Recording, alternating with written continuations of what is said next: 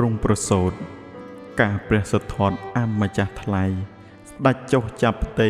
នៃព្រះមហាមាយាទេវីពុទ្ធមេត្តានៅឆ្នាំរកាពេញបរមីនាខែអាសាឍថ្ងៃប្រហោះជារាជឱរសនៃព្រះស្រីសូទ្ធោទនៈរាជម្ចាស់ផែនដីកបលពស់បរិយរាជសីមាស្ដេចទ្រង់ប្រសូតចេញចាកផ្ទៃមេត្តានៅថ្ងៃសុកថ្លៃថ្លានាពេញបរមីវិសាខាឆ្នាំចនោះណាមានសួស្តីនៅពេលដែលព្រះវរមេត្តាយាត្រាចេញពីរាជបុរីកបលពស់ទៅដើម្បីបង្គំព្រះមេត្តាបិតានៅទេវតហរាជធានីដ៏លំពិនីវ័នថ្លៃថ្លាទ្រង់ជ្រកក្រោមម្លប់សាលប្រឹក្សាទិវាត្រង់ជាក់ទ្រង់ឈឺផ្ទៃទ្រង់ឈរតោងមេឃប្រឹក្សាសាល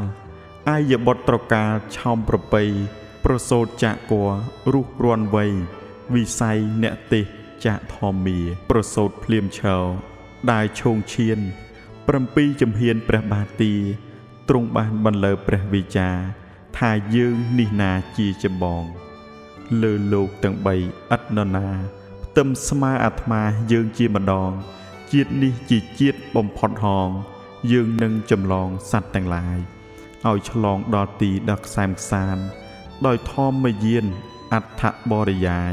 ឲ្យឆ្លងដល់ត្រើយនិព្វាននាយសូនឆ្ងាយចាក់ទុកសុខមហិមា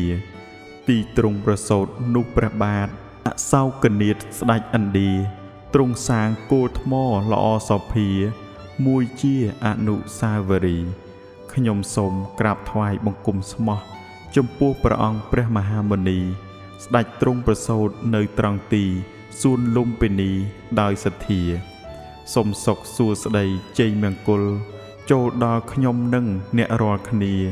ដែលបានសូត្រស្ដាប់សពពរនាពុទ្ធាប្រវត្តិនេះកំខានឡើយ